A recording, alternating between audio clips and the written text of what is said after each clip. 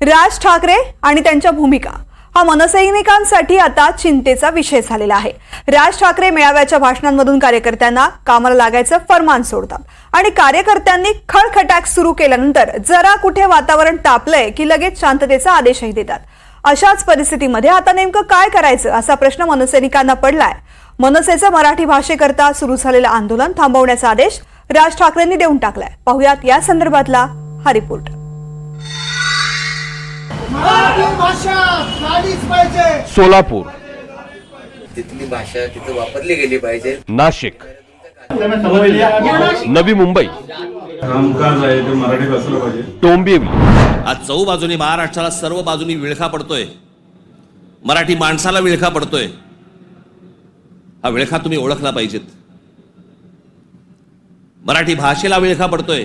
आमच्या महाराष्ट्रामध्ये मुंबईमध्ये आम्हाला सांगता, इकडच्या आस्थापनांमध्ये हमें मराठी बोलना नहीं आता तो क्या हुआ, कानफट इथंच बसणार।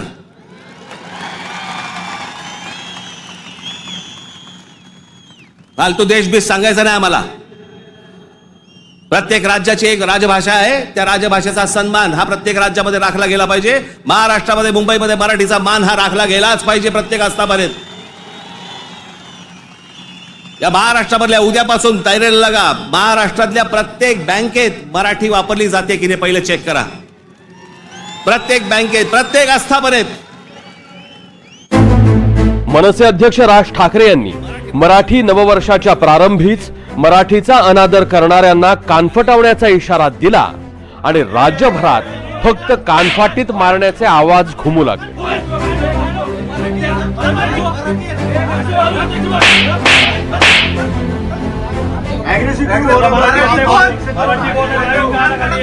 मला 15 दिवसात मराठी पाहिजे या बँकेत।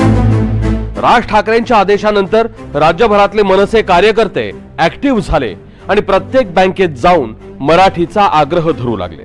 ज्यांनी सामोपचारानं मागण्या मान्य केल्या त्यांना सोडून दिलं आणि ज्यांनी मराठी बोलणार नाही असा पवित्रा घेतला त्यांना मनसेच्या साबणानं धुवायला सुरुवात केली।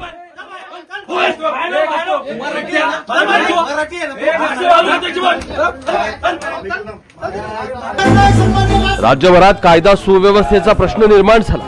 बँकांच्या अधिकाऱ्यांनी तक्रारी सुरू केल्या आणि मग अखेर मुख्यमंत्र्यांना हस्तक्षेप करावा लागला। मी पुन्हा एकदा सांगतो, महाराष्ट्रामध्ये मराठीचा आग्रह करणं हे चुकीचं नाही। तो आग्रह कोणीही करू शकतं, केला तरी त्यात काही वावगं नाही। पण असा आग्रह करताना कायदा हाती घेणं चुकीचं आहे। कायदा जर हाती घेतला गेला तर कडक कारवाई केलीच जाईल। काल देवेंद्र फडणवीस यांनी असा इशारा दिला आणि आज योगायोगाने मंत्री उदय सामंत राज ठाकरेंच्या घरी पोहोचले आणि त्यानंतरचा योगायोग बघा। आंदोलनाला तुर्तास ब्रेक लावण्याचे आदेश राज ठाकरेंच्या घरातूनच निघाले। राज ठाकरे म्हणाले, माझ्या तमाम महाराष्ट्र सैनिकांनो, सस्नेह जय महाराष्ट्र। सर्वप्रथम महाराष्ट्रात मराठीच्या मुद्द्यासाठी तुम्ही पुन्हा एकदा जो एक जोरदार आवाज उठवलात त्यासाठी तुमचं मनापासून अभिनंदन। मी गुढीपाडव्या मेळाव्यात तुम्हाला आदेश दिला होता की महाराष्ट्रातील बँकांमध्ये मराठीत व्यवहार होत आहेत की नाही हे पहा आणि नसल्यास त्याबद्दलची जाणीव त्या बँकेच्या प्रशासनाला करून द्या। दुसऱ्या दिवशीपासून तुम्ही महाराष्ट्रात सर्वदूर बँकांमध्ये गेलात आणि तिथे मराठीचा आग्रह धरलात, हे उत्तम झालं। यातून मराठी भाषा आणि मराठी माणूस यांना कोणी गृहीत धरू शकत नाही हा संदेश जसा गेला तसंच सर्वदूर असलेली महाराष्ट्र नवनिर्माण सेनेची संघटनात्मक ताकद पण दिसली। पण आता हे आंदोलन थांबवायला हरकत नाही, कारण आपण या विषयात पुरेशी जागृती केली आहे आणि हे घडलं नाही तर काय होऊ शकतं याची चुणूकही दाखवली आहे। आता मराठी जनतेनेच आग्रह धरायला हवा आणि आपल्या मराठी समाजाने जर कच खाल्ली तर मग ही आंदोलनं तरी कशासाठी करायची। आणि सगळ्यात महत्वाची जबाबदारी सरकारची आहे। रिझर्व्ह बँकेचा नियम त्यांना माहिती आहे आणि त्या नियमाची अंमलबजावणी करून घेणं ही आता सरकारची जबाबदारी आहे। काल कुठेतरी माध्यमांशी बोलताना राज्याचे मुख्यमंत्री म्हणाले की आम्ही कोणाला कायदा हातात घेऊ देणार नाही। तशी इच्छा आम्हालाही नाहीये, पण तुम्ही कायद्याचे रक्षक आहात तर मग रिझर्व्ह बँकेच्या नियमाची अंमलबजावणी करणं पण तुमचंच काम नाही का? तुम्ही बँकांना आणि इतर आस्थापनांना मराठीचा सन्मान करायला लावा, मग आम्ही कायदा हातात घेणार नाही हे नक्की। त्यामुळे महाराष्ट्र सैनिकांनो, तुर्तास आंदोलन थांबवा, पण या मुद्द्यावरचं लक्ष हटू देऊ नका.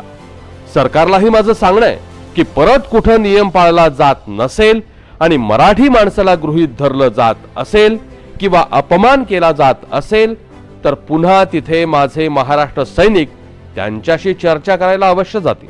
आज माननीय राज ठाकरे साहेबांनी हे आंदोलन म्हणजे जे आम्हाला दाखवायचं होतं, आरबीआयचे नॉर्म्स होते, आरबीआयचा रूल होता, हा प्रत्येक आस्थापनेला देणं गरजेचं होतं.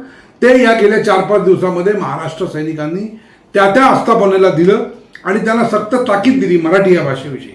हे आंदोलन तुर्तास जरी माननीय राज ठाकरे साहेबांच्या पत्रावर थांबलं असलं तरी देखील याच्यावर बारकाईने मनसेचं या सगळ्या आस्थापनांकडे लक्ष आहे. जर मराठीचा वापर नीट होत नसेल, मराठीचा अपमान होत असेल तर निश्चितपणे यापुढे याही पेक्षा तीव्र आंदोलन महाराष्ट्र नवनिर्माण केल्याशिवाय स्वस्थ बसणार नाही. मनसे अध्यक्षांनी आदेश दिल्यानंतर आता बँकांच्या अधिकाऱ्यांनी सुटकेचा निश्वास सोडलाही असेल, पण मराठीची अंमलबजावणी बँकांमध्ये झाली नाही तर मनसेचे हात पुन्हा सैल सुटतील. त्यामुळे कायदा सुव्यवस्था पाळायची असेल तर अभिजात दर्जा मिळालेल्या माझ्या मराठी भाषेला सरकार बँकेच्या व्यवहारात स्थान मिळवून देईल अशी आशा करूया. Bureau report, NDTV Marathi.